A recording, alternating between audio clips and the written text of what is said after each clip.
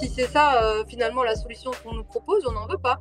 Nous avons besoin d'une France un peu plus courageuse. La question qui se pose à nous aujourd'hui face à un génocide, c'est que faisons-nous? Je veux dire, si les Palestiniens étaient des terroristes en puissance et que leur seule obsession tous les matins, c'était d'aller massacrer des Israéliens, on aurait des massacres tous les jours en Israël. L'État d'Israël est aujourd'hui un État à mettre au banc de la communauté internationale. C'est le seul moyen de le ramener à la raison. Voilà, tous ceux qui se moquent de nous en disant mais vous n'allez pas sauver la bande de Gaza avec votre petit navire, on en a conscience, hein, on n'est pas dupes. Hein. Ce type de traversée pour briser le blocus qui est à Gaza. La présidente Flottille de la Liberté a été attaquée par drone au milieu de la nuit. J'ai pu obtenir des informations de sources diplomatiques qui m'ont confié, et je les cite, nous nous tenons prêts à porter assistance à nos ressortissants français qui se trouvent à bord.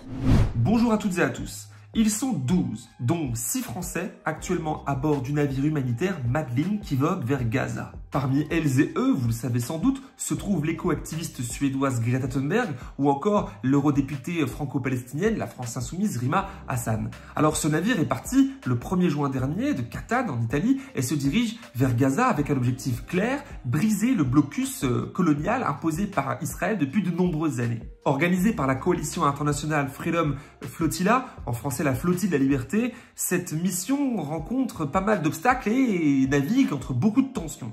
Il y a un mois, un précédent navire de cette même coalition s'est vu attaqué par des drones, tandis que la marine israélienne a déclaré dans la presse qu'elle est prête, je cite, à protéger l'espace maritime israélien contre ce navire humanitaire et à agir en conséquence, et ce, malgré l'appel du Haut Commissariat de l'ONU demandant à Israël de s'abstenir de tout acte hostile en direction de ce navire. Mais comme chacun sait, au regard des actes passés et présents d'Israël, souvent en opposition au droit international, le risque pris par ce voilier est très grand. Aujourd'hui, en ce matin du 6 juin 2025, et après une 5e journée hier très mouvementée en mer, Rima Hassan est avec nous en direct depuis le Madeleine pour répondre à mes questions.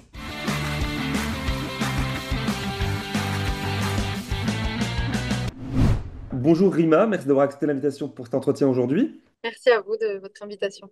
Avec plaisir. Alors, comme j'ai dit dans l'introduction, hier, c'était une journée très mouvementée en mer, entre un second survol de drones nocturnes et des personnes exilées à la dérive. Racontez-moi en quelques mots comment vous allez, pour commencer.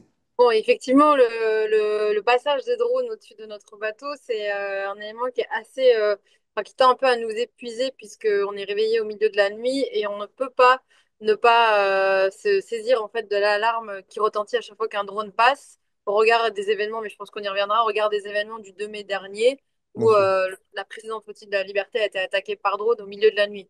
Donc on ne peut pas prendre à la légère le passage d'un drone, on est obligé de mettre en place tout le dispositif de sécurité, d'alerte à chaque fois. La journée, en fait, on a aussi beaucoup de choses à faire. On a pour certains, bah, nos médias, nos interviews, et on peut pas tout décaler. Donc, mais le moral est là, on est très solidaires entre nous. Et puis, voilà, on a eu une journée qui a été émotionnellement aussi extrêmement chargée. Puisqu'on a été contacté par Frontex qui nous a signalé que nous étions le bateau le plus proche d'une embarcation dont le moteur ne marchait plus depuis 2 jours en réalité. Une fois que nous avons échangé avec les réfugiés, ils nous ont dit que ça faisait 5 jours qu'ils étaient en mer, trois Bon. jours qu'ils ont passé avec une embarcation avec un moteur qui marchait, et 2 jours, 2 jours sans moteur, donc sans possibilité de naviguer. Et on a assisté à leur arrestation, interception par des gardes-côtes libyens qui se sont d'abord présentés comme étant des gardes-côtes égyptiens quand ils nous ont contactés, puisque nous avons été les premiers à arriver sur les lieux. Et au moment où les ont interceptés, nous avons assisté à une scène qui a été très difficile pour nous à voir, et puis il a fallu très vite réagir. Donc 4 personnes qui se sont jetées À la euh, mer. à la mer. En plus, on n'identifiait pas, on était assez loin, donc on n'identifiait pas s'ils avaient de De quoi flotter, de quoi nager, de de quoi quoi... flotter, Oui. effectivement. Et moi, j'avais l'impression que c'était un pneu qu'ils avaient. En fait, c'était effectivement quelque chose de gonflable et qui était noir et qui les entourait. Et au début, je me disais, mais c'est un pneu, ça ressemble à un pneu. On était un peu paniqués à l'idée, effectivement, d'assister à leur mort et à leur noyade, en étant un peu impuissants, puisqu'ils étaient assez loin. Et nous avons en fait très vite consulté et on a tout mis en œuvre pour pouvoir agir et pouvoir les secourir. Mais effectivement, vous utilisez le terme d'arrestation parce que effectivement, le mot sauvetage n'est peut-être pas adéquat puisque ils ont été obligés d'embarquer avec les autorités libyennes. C'est bien ça, hein? Oui, c'est ça. En fait, ils ont été obligés, ils ont été interceptés par ces gardes-côtes libyens qui les ont ramenés donc en Libye. Et je crois que ceux qui se sont jetés à la mer C'était au courant. l'ont fait aussi, l'ont fait au regard de ce qui se passe en Libye et du traitement qui est réservé aux personnes exilées. Et ça a été aussi l'occasion pour nous de rappeler que la Méditerranée, c'est le cimetière des personnes exilées et que le traitement qui est réservé en Libye et la complicité de l'Union européenne avec cette gestion criminelle des flux migratoires, elle est totalement désastreuse et on a fait ce qu'on a pu pour ces 4 personnes. Les autres étaient beaucoup trop loin et ils ont immédiatement été interceptés et ils ont été forcés de monter à bord du bateau des J'imagine. gardes-côtes libyens. Alors, d'entrée, on va essayer de clarifier en quelques mots la situation pour celles et ceux qui la découvrent. Quel est l'objectif précis de la mission dans laquelle vous êtes engagé aujourd'hui à bord de ce navire? Pourquoi maintenant? Pourquoi cette équipe? Et pourquoi par la mer? Allons-y. Alors, donc, il faut bien avoir à l'esprit que ce type d'initiative n'est pas nouvelle. Elle existe depuis 2011. Elle est portée effectivement par cette coalition, la Flottille de la Liberté, donc, qui réunit 22 ONG et qui, depuis 2011, répète ces types de traversées pour briser le blocus qui est à Gaza, pour dénoncer le traitement qui est réservé par les autorités israéliennes à cette population gazaoui dans cette prison à ciel ouvert. Et les 4 ou 5 premières embarcations, en fait, traversées ont pu Mhm. aboutir et ils ont pu réussir à atteindre la bande de Gaza. Mais effectivement, ça fait quelques années que les régimes israéliens successifs soit interceptent, soit attaquent ces flottilles. Donc, pourquoi maintenant? Pour ma part, j'ai été sollicitée à ce moment. Je pense que si j'avais été sollicitée sur les fois précédentes, j'aurais également répondu par la positive.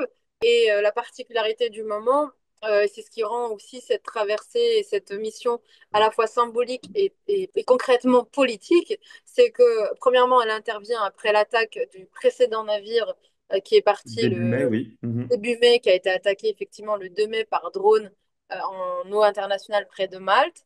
Et la dimension politique, c'est vraiment le contexte dans lequel on se trouve, c'est-à-dire la passivité, la complicité, l'impuissance, notamment européenne, des gouvernements européens, de l'Union européenne, à tout faire, à tout mettre en œuvre pour en finir avec l'impunité de l'État d'Israël. Nous sommes face à un contexte de génocide largement documenté et dénoncé, dans un contexte de famine largement documenté et dénoncé. Ça fait maintenant plus L'ONG de parle 6 de mois 100% de la population désormais concernée par la famine, tout à effectivement. fait, je le répète vraiment à chacune de mes interviews, Ouais. cette référence onusienne. Ça fait maintenant plus de 2 mois que Mhm. l'aide humanitaire est délibérément entravée par les autorités israéliennes.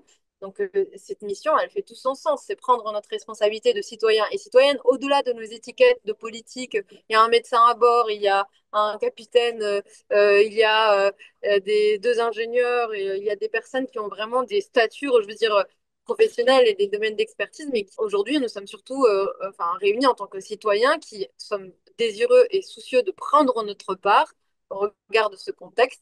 Et l'objectif aussi, bien sûr, c'est de dénoncer le vide politique, c'est de dire, mais en fait, in fine, c'est une dizaine de citoyens qui vont risquer leur vie en embarquant sur un navire qui est un pansement en aide humanitaire. On en a conscience, hein. Tous C'est ceux qui se symbolique, bien moquent de sûr. nous, Mhm. voilà, tous ceux qui se moquent de nous en disant, mais vous n'allez pas sauver la bande de Gaza avec votre petit navire, on en a conscience, hein, on n'est pas dupes, hein. Je veux dire, on est tous parfaitement au fait de la situation dans la bande de Gaza, mais nous faisons notre part. Et cette symbolique, effectivement, a la vocation à dénoncer le vide laissé par nos dirigeants. Et pourquoi autant de risques pris finalement? Est-ce que c'est le prix à payer, j'allais dire, même si là ce sont que des risques, même si ces risques existent, vous l'avez rappelé, ce bateau, le 2 mai qui a été attaqué, en 2010, il y a eu même des personnes tuées en mer, enfin il y a quand même, le risque est réel et concret. Pourquoi prendre autant de risques aujourd'hui? Est-ce que sans mauvais jeu de mots, vous cherchez directement à contraindre la France, par exemple, à se mouiller en vous mettant vous-même dans cette position-là en tant qu'élu? Mais pas du tout. Si vous voulez, cette manière de voir les choses, elle pourrait être compréhensible si nous faisions quelque chose d'illégal.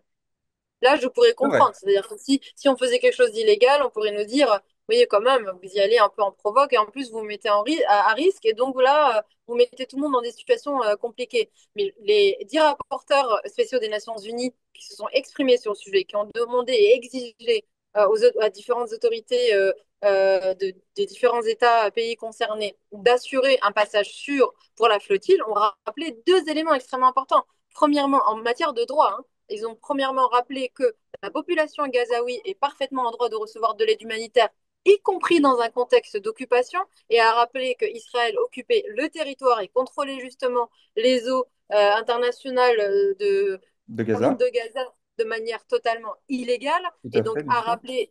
a rappelé que même dans ce contexte d'occupation, la population gazaoui est parfaitement en droit de recevoir de l'aide humanitaire par voie maritime.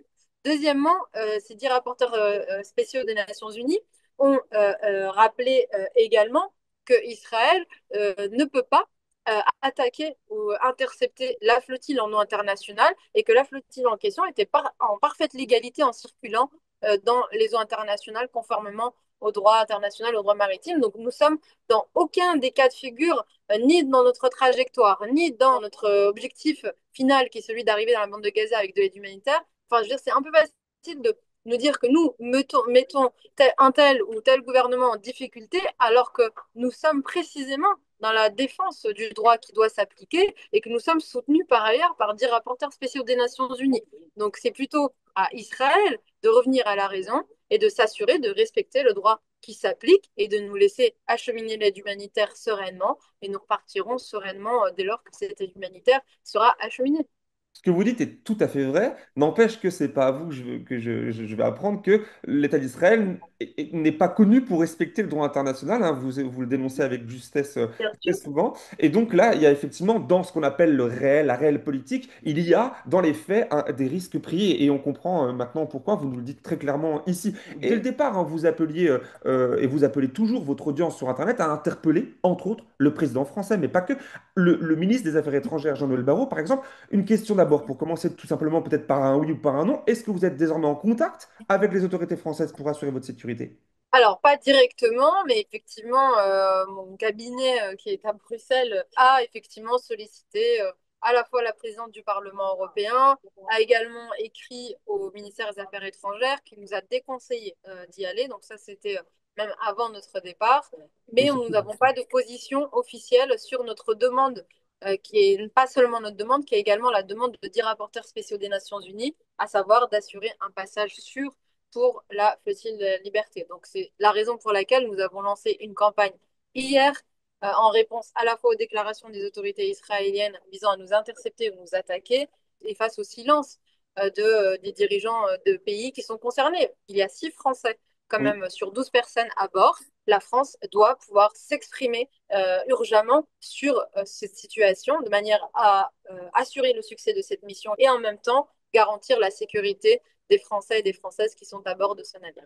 De mon côté, en préparant cet entretien, j'ai pu obtenir des informations de sources diplomatiques qui, en off donc, hein, mais de sources diplomatiques, donc on peut en parler, m'ont confié, et je les cite, suivre avec attention la situation de ce voilier, donc du vôtre, du fait de la présence à son bord de 6 ressortissants français, disent-ils, et de préciser, je cite toujours, en cas de besoin, nous nous tenons prêts à porter assistance à nos ressortissants français qui se trouvent à bord. Voici le message que j'ai pu recevoir de cette source diplomatique sous couvert d'anonymat. Est-ce que vous êtes désormais rassuré? Alors, c'est une bonne nouvelle. Merci beaucoup de me l'apprendre. Et franchement, effectivement, ça peut contribuer à nous rassurer. Alors, faut juste, il y a différents scénarios. Donc, tout dépend, en fait, le temps aussi que les autorités françaises peuvent mettre à réagir. Si nous sommes attaqués par drone, premièrement, il peut vraiment viser notre intégrité physique. Parce qu'encore une fois, ce bateau est beaucoup plus petit que le Oui, il est précédent. modeste. Oui. Voilà, et on n'a pas d'autres endroits où on peut se réfugier s'il y a une attaque par drone, le bateau coule. Ensuite, une attaque par drone peut cibler l'un de nous. Et on se retrouverait donc en mer. Donc, reste à savoir comment on va voilà, nous retrouver le plus rapidement possible et nous secourir. Le deuxième scénario que je voulais compléter, c'est celui de l'interception, c'est-à-dire être arrêté par les autorités israéliennes Mhm. et être ramené sur le territoire israélien. Et là, du témoignage que nous avons des personnes qui ont participé aux précédentes traversées, il y a des cas de détention de plusieurs jours, pour certains jusqu'à une semaine, 10 jours. Là aussi, je veux dire, c'est particulièrement préoccupant de se dire que des civils qui sont en parfaite légalité dans la mission qu'ils mènent, qui sont par ailleurs, encore une fois, soutenus par 10 rapporteurs spéciaux des Nations Unies, ce qui n'est pas rien, par des grandes organisations comme Amnesty International, Greenpeace, et une grande partie quand même de l'opinion publique se retrouvent en détention en Israël, et puis dans des contextes d'arrestation qui peuvent être aussi très problématiques. Je veux dire, on n'a aucune garantie sur le fait que, effectivement, des soldats ne soient pas amenés à tirer À vous ou violenter au à, minimum, bien ou à sûr. nous violenter, ou à nous violenter. Donc c'est pour ça qu'on demande, nous, d'assurer un passage sûr, parce qu'en fait, notre sécurité, elle est dans le fait d'exiger des autorités israéliennes, éventuellement, s'ils veulent nous suivre ou nous surveiller, mais en tout cas, juste de nous offrir une garantie qui consisterait à ne pas nous attaquer, ne pas nous intercepter, jusqu'à ce qu'on puisse livrer cette aide humanitaire. C'est ça, surtout, qu'on souhaite obtenir, plutôt qu'une réaction qui serait en réponse à une attaque plausible des autorités israéliennes. Bah, des déclarations, en tout cas, à cette heure, de la part des autorités israéliennes, il y en a, mais dans l'autre sens, hein, Tout à fait. qui effectivement sont, selon vous et selon beaucoup de personnes, des menaces hein, clairement établies. Alors, encore une fois, est-ce que le fait d'avoir obtenu des informations de sources diplomatiques françaises, là en off, raconte pour vous quelque chose de l'ordre peut-être de la retenue ou de la fébrilité de la part du gouvernement français vis-à-vis de Tel Aviv? Oui, bien sûr. Je pense que sur ce sujet de cette traversée, comme sur d'autres, on a pu le voir sur la question du génocide, sur la question de la coopération militaire, sur le Netanyahou qui survole l'espace aérien français à 2 reprises. Ça a été également, on l'a vu, Mhm. quand vous avez fait partie des journalistes qui ont pu confronter justement les l'Élysée ou la Le porte-parole porte-parole du Quai d'Orsay, bien sûr, et Félix porte-parole Élysée. du Quai d'Orsay, pardon, et qui a pu voilà, vous répondre parfois de manière assez timide quand même sur ces questions qui sont très importantes, qui sont des questions de fond, qui sont au cœur de l'actualité et ils sont au cœur aussi des engagements de la France en matière de droit international ou de convention internationale. Donc, on a pu avoir effectivement affaire à cette même retenue. euh, qu'il faut continuer à dénoncer. Nous avons besoin d'une France un peu plus courageuse. Nous avons besoin d'une France qui nous rende fiers. Nous avons besoin d'une France qui soit à la hauteur des enjeux et qui nous fasse honneur en mettant le respect du droit international au cœur de sa politique et au cœur de sa diplomatie. Bah justement, c'est intéressant de souligner, c'est très important, puisqu'il y a encore 3 jours, Jean-Noël Barrot a tweeté, vous avez sans doute vu, là je vais le lire, hein, qui aurait pu imaginer une seconde que les Ukrainiens laisseraient l'envahisseur les priver de leur indépendance sans résister, se demande-t-il sur Twitter. Notre responsabilité, donc à la France, sanctionner Vladimir Poutine pour le contraindre à cesser le feu, ouvrant la voie là à une paix durable conforme au droit international. Oui, bon, nous sommes toujours dans le deux poids, deux mesures au regard du peuple palestinien et du peuple ukrainien. Alors, enfin, Emmanuel Macron a convoqué le terme de crédibilité pour la question palestinienne en disant qu'il fallait effectivement avancer sur ce sujet parce qu'on était en train de perdre en crédibilité, ce qui est effectivement vrai. Maintenant, voilà, il faut quand même expliquer aux gens qui nous écoutent que tout ça est lié à la question coloniale. Le peuple palestinien est déshumanisé, et surcontrôlé. Quand on dit que la condition pour la création et la reconnaissance d'un État palestinien, c'est le désarmer toute la population palestinienne, c'est pas des conditions qu'on pose par exemple aux Ukrainiens.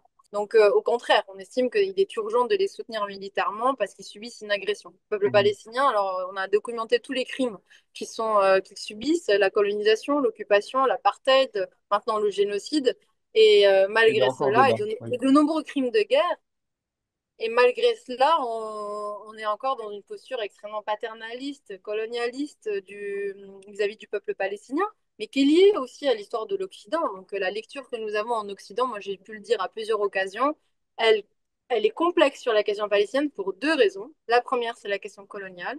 La Mhm. deuxième, c'est la question de la Shoah, qui pose aussi beaucoup de tabous, et qui nous empêche d'aller sur le terrain, par exemple, de la critique du sionisme comme idéologie politique, qui voilà, crée énormément de tensions et de tabous. Et ces 2 questions qui sont profondément liées à l'histoire de l'Occident et qui sont à l'origine de la création de l'État d'Israël, les accords Sykes-Picot, la colonisation de la région par les Français et les Britanniques, le passé colonial de la France et le tabou qu'il y a autour de ce passé. Je veux dire, Mhm. c'est quand même compliqué de demander à la France de reconnaître qu'il y a un génocide de manière assez rapide au moment où il se passe en Palestine, quand on sait que elle-même, elle a du mal à reconnaître tous les crimes coloniaux qu'elle a pu commettre en Algérie, par exemple.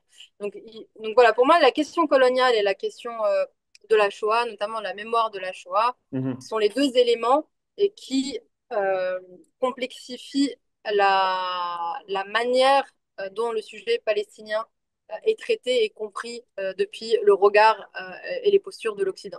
Et, alors, toujours en off, c'est même une source diplomatique, m'ont rappelé la position de la France, qui, je cite là, appelle Israël à permettre un acheminement immédiat, massif et sans entrave à l'aide humanitaire à Gaza. Du coup, c'est une question que je peux vous poser. Est-ce que cette position officielle de la France pour vous, Rima Hassan, n'est pas à la hauteur du moment, ou alors elle l'est? Enfin, comment vous la jugez? Alors, elle est importante parce qu'effectivement, il y a une urgence, il y a un contexte de famine, vous l'avez très bien dit, qui est rappelé par les Nations Unies. Mais j'insiste, moi, sur un élément qui est très important et qui peut être très dangereux, c'est le fait de réduire le peuple palestinien à un sujet humanitaire. Et on le voit hein, dans la rhétorique qui est utilisée notamment par le gouvernement euh, et par une bonne partie de la classe politique. Le Palestinien, ce qu'on demande pour lui, c'est l'aide humanitaire.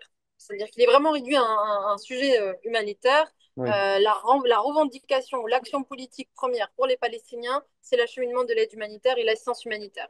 Et ça, c'est extrêmement dangereux parce que ça tend à invisibiliser et taire toutes les responsabilités politiques qui vont dans le sens de la quête politique, qui est la première quête en réalité du peuple palestinien, qui est la raison première de leur lutte et de leur résistance depuis des décennies, pas seulement contre l'État d'Israël, mais également contre l'Empire britannique bien avant. Donc la résistance palestinienne, je veux dire, elle a plus de 100 ans, quoi.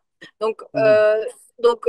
il faut faire très attention à ne pas rentrer justement dans cette rhétorique qui consiste à simplement se saisir ou à surinvestir la question humanitaire dans la communication politique et à totalement mettre de côté tout l'engagement politique qui doit aller avec cette question humanitaire, c'est-à-dire la reconnaissance des droits du peuple palestinien, le droit à l'autodétermination, la reconnaissance de l'État palestinien, mais aussi et surtout les sanctions contre Israël. Ce qui va changer la donne, c'est reconnaître les droits du peuple palestinien, mais surtout les garantir, Oui. enfin les protéger effectivement, pas seulement dire le peuple palestinien a le droit de vivre, il a le droit d'avoir son État, il a le droit d'avoir son indépendance. La question qui se pose à nous aujourd'hui face à un génocide, c'est que faisons-nous pour garantir la survie de ce peuple et sur un territoire donné. Donc la question des sanctions, elle va de pair avec la question de la reconnaissance. Et sur ça, il faut qu'on fasse extrêmement attention à ne pas les dissocier et à s'assurer que nos responsables politiques les vont pleinement intégrer. L'État d'Israël est aujourd'hui un État à mettre au banc de la communauté internationale. C'est le seul moyen de le ramener à la raison, comme ça a pu être fait avec le régime sud-africain. Je veux dire, il y a un moment où nous sommes dans une impasse, nous avons un interlocuteur qui n'est pas fiable politiquement, sur lequel nous ne pouvons pas compter en matière de respect des droits humains, qui ne respecte pas ses engagements, qui est dans une guerre qui est à la dérive, puisqu'on ne comprend plus, personne ne comprend les objectifs de guerre de Netanyahou, Mhm. et qui donne lieu à un génocide. Donc nous devons aller sur le terrain des sanctions et s'assurer que effectivement les paroles de ces représentants politiques ne se cantonnent pas à la question humanitaire. Et justement, le mois dernier, pour un reportage pour l'Humanité, je cherchais à savoir si, là, vu que vous parlez à l'instant de la reconnaissance de l'État palestinien par la France, qui est possiblement annoncée pour juin, c'est la promesse du président.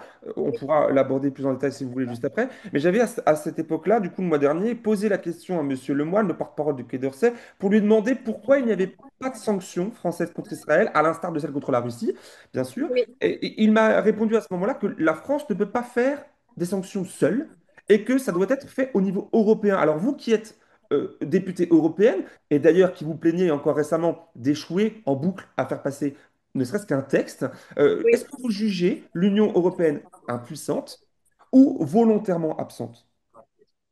Elle est totalement volontairement absente et complice de ce qui se passe. L'Union européenne, c'est le premier partenaire commercial de l'État d'Israël.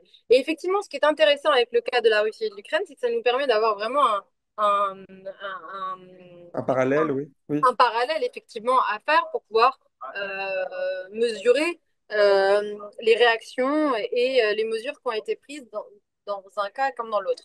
Et donc, pour la Russie, il a fallu quelques semaines pour que les premières grandes sanctions soient prononcées et même qu'elle soit mise en œuvre dès lors que la Russie a décidé d'envahir l'Ukraine.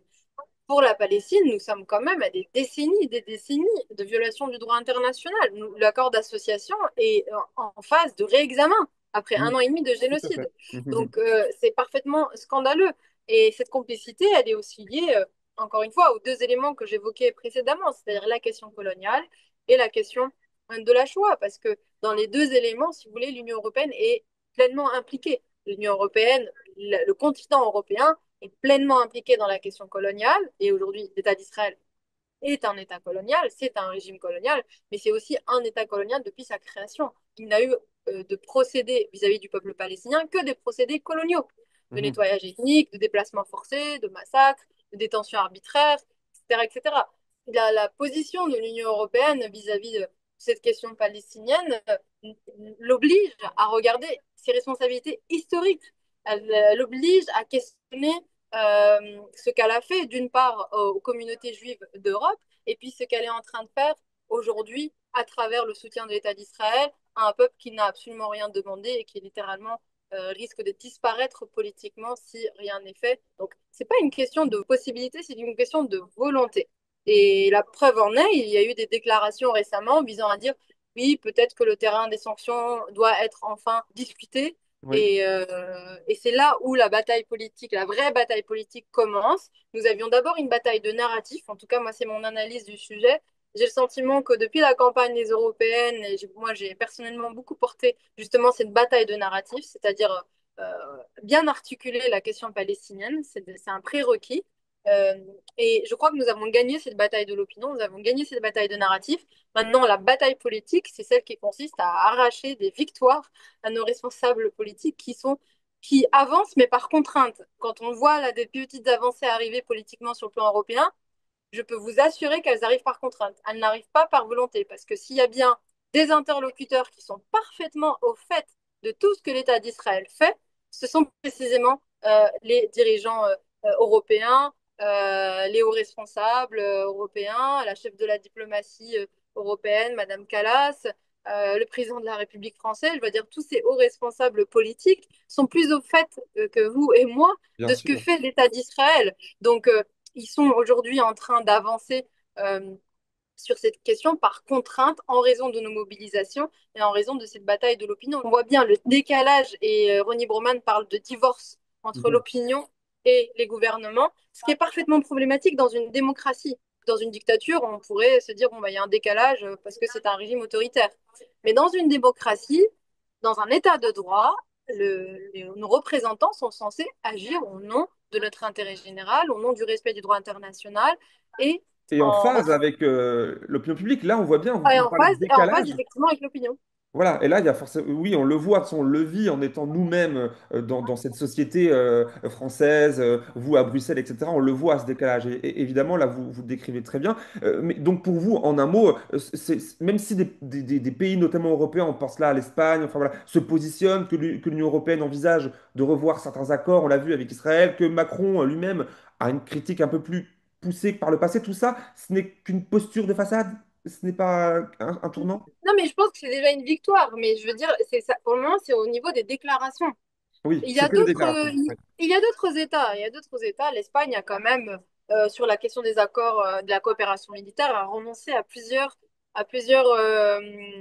contrats Oui, avec l'État d'Israël, justement en arguant ne pas vouloir être complice du génocide, etc. Donc les termes sont quand même déjà posés, ce qui n'est pas le cas en France. En France, on ne parle pas encore de génocide. Macron a déclaré que ce n'était pas un chef d'État de le dire. Bon, le président Lula lui a très bien euh, oui, hier, oui. rappeler que, voilà, elle a très, très, très bien resitué le fait qu'on peut être chef d'État et dénoncer un génocide, et par ailleurs, c'est un devoir, puisque la Constitution française prévoit par ailleurs que le chef d'État est le garant des engagements internationaux de la France. Donc, la prévention du génocide fait pleinement partie des engagements internationaux de la France, et donc c'est aussi un président de la République, un chef d'État, de dénoncer quand c'est nécessaire un génocide qui est en cours.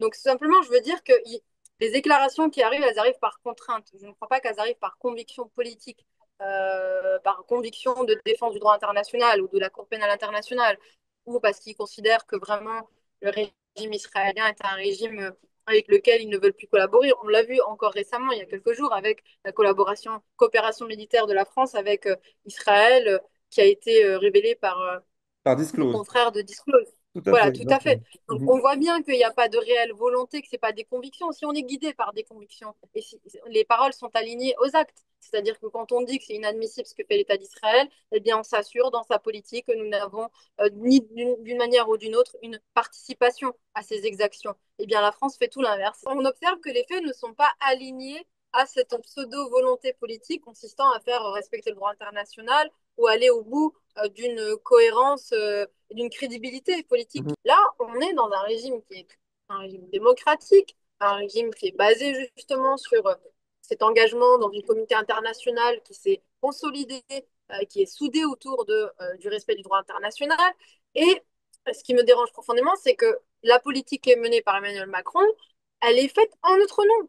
En notre nom. Et Oui, c'est mais ça là qui vous dites que nous sommes, enfin, dans un régime démocratique. Bon, j'imagine que vous, comme moi, vous savez que c'est pas tout à fait le cas. Il y a beaucoup d'experts, bref, de choses qui nous démontrent que nous sommes dans un régime pas totalement démocratique. On le voit, les 49.3, les décisions en notre nom sans l'accord de. Voilà, il y a plein d'exemples. Alors, Il c'est y a un peu. plein de trahisons, effectivement. Il y a plein de cas de divorce, si je reprends les termes Voilà. de Ronnie Brockman, entre les gouvernements et l'opinion, c'est sûr.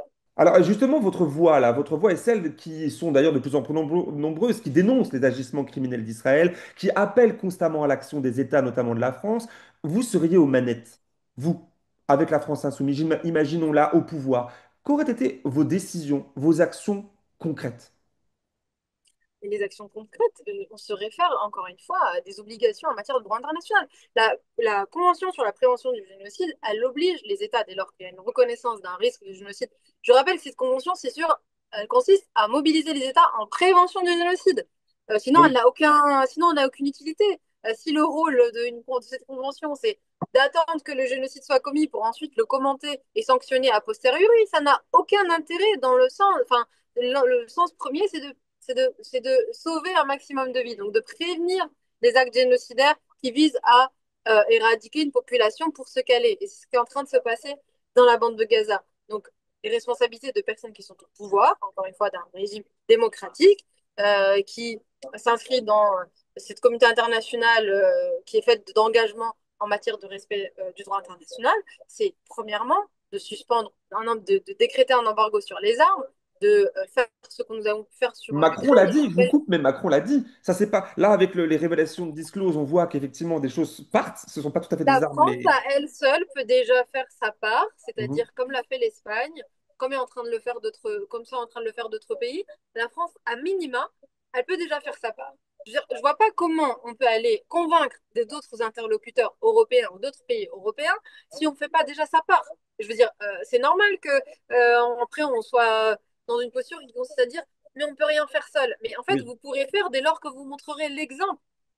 Et la France ne peut pas d'un côté dire oui, l'Union européenne doit aller sur le terrain des sanctions quand elle-même n'engage aucune procédure en ce sens. Donc, la première chose à faire dans un contexte de génocide, c'est un embargo sur les armes. C'est le plaidoyer qui est formulé, en plus de ce que prévoient les engagements internationaux, c'est aussi le plaidoyer qui est formulé par les plus grandes ONG internationales et par les experts sur le sujet. Donc, il faut absolument un embargo sur les armes, s'assurer et travailler de manière très concrète à ce qu'il n'y ait plus de coopération, de collaboration militaire avec le régime israélien dès lors que nous savons ce qui est fait de ces armes aujourd'hui à Gaza mais également en Cisjordanie. Ensuite, il faut des sanctions d'ordre enfin, diplomatique et politique, ce qui a été fait par exemple avec l'Irlande. L'Irlande a fermé l'ambassade de l'État d'Israël, a sanctionné, et peut-être qu'elle reprendra des relations avec Israël dès lors que le régime serait amené à changer. Enfin, je veux dire, on a d'autres modèles dans l'histoire. Le régime d'apartheid en Afrique du Sud, c'est un exemple dont on peut s'inspirer pour isoler un régime, un État qui est à la dérive en matière de violation du droit international et en termes de commission de crimes répétés à l'endroit d'une population civile Alors, politique. allons sur la question qui attire toute la lumière, en fait, parce qu'on en a parlé tout à l'heure, mais pas suffisamment, je pense. La reconnaissance d'un État pour la Palestine en juin par le Oui. président Macron. Ce serait quand même. Alors, à la lumière des événements, de leur évolution, mais aussi des conditions, notamment l'éradication du Hamas. Est-ce que vous y croyez toujours, vous, à cette reconnaissance par la France? Et puis, seconde question, est-ce que pour vous, Rima Hassan, ce serait véritablement la solution au problème, cette création d'un nouvel État à côté de celui d'Israël? Alors, je crois effectivement à cette question de la reconnaissance. Je pense qu'elle est extrêmement importante. Au regard effectivement enfin, je veux dire, ne serait-ce que du fait qu'il y a déjà 146 États à travers le monde qui reconnaissent la Mm. Palestine et il manque les derniers États occidentaux. Donc on est vraiment à la traîne, hein. Je veux dire, moi, j'ai un peu honte d'être française dans ce genre de cas de figure. C'est-à-dire on regarde la carte du monde, on est vraiment les derniers pays à ne pas reconnaître l'État de Palestine. Donc effectivement, cette reconnaissance, elle est importante parce qu'elle envoie un message aussi aux autorités israéliennes. Et on l'a vu par ailleurs, ce que ça a créé comme tension Mhm. diplomatique. On voit bien que ça dérange justement ce régime israélien qui est un régime génocidaire et colonial qui travaille à faire disparaître une population. Donc la reconnaître permet au moins d'envoyer un message clair euh, à ce régime en leur disant, ce peuple, pour nous, il n'a pas vocation à disparaître. Et nous allons mettre des choses en place pour le préserver et le protéger. Donc ça, c'est extrêmement important. Mais la reconnaissance de l'État palestinien, moi, la question qui se pose à moi, c'est quel État et sur quel territoire et avec quelle population. Parce qu'en droit international, un État, il faut trois composantes. Enfin, Mhm. la continuité territoriale, il faut une population unie, unifiée sur ce territoire qui se revendique justement de ce territoire. Et ensuite, il faut une autorité désignée qui va représenter cette population sur ce territoire. La question de la continuité territoriale, elle est aujourd'hui, enfin, c'est une impasse. Il reste pour la Cisjordanie, on parle d'une peau de léopard pour la politique coloniale et du coup de ce qui reste de territoire autonome, disons, pour le peuple palestinien en Cisjordanie, tant la présence des colons a grignoté en fait ce qui restait de territoire pour les Palestiniens. La continuité territoriale, elle n'est pas garantie parce que la population de Gaza n'est pas liée aujourd'hui à la population de la Cisjordanie. Et au-delà de ces deux territoires dont tout le monde parle, en réalité, il y a cinq statuts juridiques pour le peuple palestinien et il y a une réalité de fragmentation à laquelle Israël a délibérément travaillé parce que derrière la fragmentation territoriale, il y a la fragmentation politique. Et c'est ce qui a Mhm. été sciemment travaillé et réfléchi par notamment ce régime israélien, parce que je le rappelle, Netanyahou a soutenu le développement du Hamas et a déclaré que ça faisait pleinement partie de sa stratégie pour déjouer justement euh, le travail de l'autorité palestinienne qui a embrassé la voie diplomatique pour instaurer justement un État palestinien. Donc cette fragmentation territoriale, la reconnaissance de l'État palestinien ne résout pas en fait les questions majeures qui se posent pour le peuple palestinien. Les questions majeures qui se posent pour le peuple palestinien, c'est cette question de la continuité territoriale et résoudre la question de la fragmentation du peuple palestinien. Mais là, Donc ce que vous pour dites, moi, pardonnez-moi, mais là, ce que vous essayez de nous faire comprendre, de dire, ce qu'on comprend, tout du moins, ce que je comprends moi, là, c'est que la solution à deux États est un peu compliquée, puisque la continuité, voilà, la continuité du territorial, le fait que tout le monde soit divisé de partout, la solution, en fait, que vous essayez de nous faire comprendre, c'est un État binational. oui, non, mais ça, moi, je l'ai dit et redit, et je suis pas la seule à le dire. Et moi, je vais vous faire même une confidence, hein. Il y a des responsables de diplomates et de hauts représentants européens qui, dans leur discours, quand ils interviennent en commission, vous disent reconnaissance de l'État palestinien dans le cadre de la solution à deux États parce que c'est la position de l'Union européenne. Mais quand vous allez leur parler en off et vous avez une discussion tête à tête avec eux, ils vous disent, bon, bah, en fait, personne n'y croit. Je veux dire, Mhm. il suffit de s'y rendre pour se rendre compte que c'est plus possible. Donc, il faut aller sur le terrain voilà, du courage politique aujourd'hui pour dire que la solution telle qu'elle est proposée de deux États ne résoudra rien euh, Mhm. des re- ne comblera rien en matière de revendication du peuple palestinien. Bien au contraire. Moi, ma crainte, c'est que les Palestiniens finissent de plus en plus dans de toutes petites enclaves et Mhm. que ce qui réunit le peuple palestinien finisse par en fait complètement s'effriter et disparaître. Le contexte d'apartheid nous fait aussi comprendre que c'est Israël qui impose cette nouvelle dynamique quant à la solution d'un État ou un État binational ou une fédération d'États, parce qu'Israël s'est toujours défini comme un État juif et démocratique. mais si l'État d'Israël va sur les territoires palestiniens pour les conquérir, et qui seront constitués de populations non juives. Mhm. La question qui se pose pour l'État d'Israël, c'est de sacrifier une de ces deux composantes. Soit ça reste un État juif, mais qui ne veut pas être démocratique, parce qu'il fait la séparation entre juifs et non-juifs, soit c'est un État qui veut rester démocratique, mais dans ce cas-là, il ne veut pas être exclusivement juif, Mhm. puisqu'il y a une population qui est tout aussi importante, voire plus importante si on intègre les réfugiés palestiniens. Le peuple palestinien, c'est 15 millions de personnes. C'est le double du peuple israélien, si on réunit toute la diaspora et les réfugiés. Donc, c'est Israël qui nous met dans ce dilemme, en réalité, qui consiste aujourd'hui à euh, devoir aller sur le terrain de la revendication d'une égalité de droit. Les plus grands dirigeants du Hamas sont nés dans des camps de réfugiés. Ça les a forcément structurés politiquement. La manière dont ils ont pu envisager l'État d'Israël part d'abord de leur propre traumatisme et de leur propre injustice, enfin de l'injustice qu'ils ont pu subir.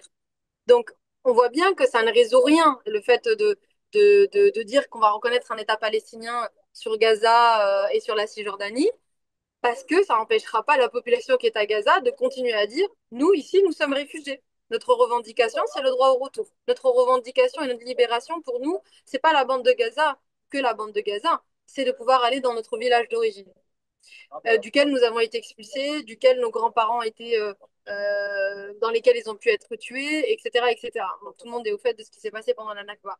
Donc pour moi, la seule chose qui peut à la fois sauver ce qu'il y a en Israël d'idées progressistes et de cohabitation avec les Palestiniens, et ce qui peut sauver et penser les plaies du peuple palestinien, c'est cette question d'égalité de droit, avec une liberté de circulation et d'installation.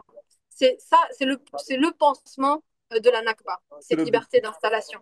C'est C'est de pouvoir l'objectif. dire en fait aux Palestiniens, bon, ben, bon, si vous êtes vraiment attaché à Al-Aqsa ou à tel village ou à tel village, si vous avez envie d'y aller, bah, vous avez le droit d'y aller. Et si vous ne pouvez pas vous y installer là maintenant tout de suite dans l'immédiat parce que bah, vous êtes exilé depuis 67 ou 48 avec votre famille, le simple fait de pouvoir vous y rendre librement, c'est déjà une énorme, un énorme réconfort, je veux dire. Mhm. Bien sûr. Donc voilà, pour moi, la solution, effectivement, aujourd'hui, au regard du nouveau paradigme qui est celui de l'apartheid, qui est documenté depuis plusieurs années, qui change la donne. Et aujourd'hui, vous avez même des Palestiniens, je veux dire, qui disent, mais nous, s'il nous reste 10% du territoire de notre pays, on n'en veut pas. Si c'est ça, finalement, la solution qu'on nous propose, on n'en veut pas. On préfère vivre avec éventuellement une cohabitation, mais avec au moins la liberté de pouvoir aller et venir où on veut, d'avoir une égalité de droit avec les Israéliens et de se sentir pleinement respecté en tant qu'individu, en tant qu'humain et de vivre en parfaite dignité. Et l'exemple qui est le plus parlant et que personne ne cite dans les médias, en Israël, plus de 20% de la population est d'origine palestinienne. 20 à 25%. Je veux dire, si les Palestiniens étaient des terroristes en puissance et que leur seule obsession tous les matins, c'était d'aller massacrer des Israéliens, on aurait des massacres tous les jours en Israël. Or, on observe bien que c'est le territoire où il y a moins d'attaques contre les Israéliens. Alors, paradoxalement, c'est là où il y a le plus de cohabitation, bah, précisément parce que c'est là où les Palestiniens ont le plus de droits. Alors, pour finir, une dernière question. Donc, pour revenir à l'action et pour boucler la boucle, vous la documentez vous-même, cette action, sur vos réseaux sociaux. Ah, bien que les Oui, médias en ont pas mal abordé hier, le sujet, hein. D'ailleurs, oui, c'est vrai. ce qui a fait que ça a parlé depuis hier, c'est la condamnation de votre équipe de menaces de la part des autorités israéliennes, l'histoire avec le drone, etc. Avant ça, pendant 3, 4, 5 jours, pas tellement de papier. Est-ce que vous êtes critique de la couverture médiatique de l'action menée jusqu'à maintenant? Oui, je regrette par exemple que très très peu de médias aient parlé de ce document des rapporteurs spéciaux des Nations Unies. C'est assez inédit qu'une action menée par une dizaine de civils soit quand même soutenue par autant de rapporteurs spéciaux des Nations Unies qui ont été très clairs dans leurs documents. Et j'observe que très très peu de médias ont ne serait-ce que fait une synthèse Oui. de ça. Donc ça c'est extrêmement problématique. Parce qu'à la limite, qu'ils ne nous donnent pas la parole parce que voilà, ils sont peut-être pas d'accord avec ce qu'on fait ou qui ne comprennent pas très bien ce qu'on est en train de faire. Et Mhm. puis, nous faisons également face à un traitement médiatique qui est assez méprisant, en fait, quand on dit qu'on est en croisière, Que vous faites le quand on... buzz. Et il y a aussi des voix qui, alors, bien sûr, vous les connaissez, ces voix-là, l'ex-député Meir Habib qui dit, qui dénonce une opération de communication sans réelle utilité, ou alors faire du buzz, ou de personnaliser excessivement ce combat en vous visant vous Mais non, personnellement. mais nous sommes obligés de communiquer Alors, enfin, je veux dire, après, montrer des aspects un peu du quotidien, c'est normal parce que ça rassure aussi les gens parce qu'il y a beaucoup de gens qui nous disent, mais comment ça se passe au quotidien? Qu'est-ce que vous faites? Etc. À leur dire que, en fait, nos journées, elles sont aussi banales dans le sens où bah, on va manger, on va essayer de se laver. Donc, voilà, en Ça montrer un tout humanise petit. l'action? Tout à fait, et je crois que c'est ça qui dérange, c'est que ça vient contrecarrer un peu le narratif qui voudrait nous présenter comme peut-être des fous ou des radicaux ou je ne sais quoi. Puis en fait, montrer que c'est monsieur et madame tout le monde en fait qui sont à bord de ce navire. Il y a un médecin, il y a deux ingénieurs, il y a des gens qui sont investis dans plusieurs causes. Avec nous, un des deux capitaines avait participé à des actions contre l'autoroute A69. Enfin, il y a Greta Thunberg qui est reconnue pour son engagement pour le climat. Et en fait, on voit bien que c'est des gens qui lient la cause palestinienne à beaucoup d'autres engagements. Mhm.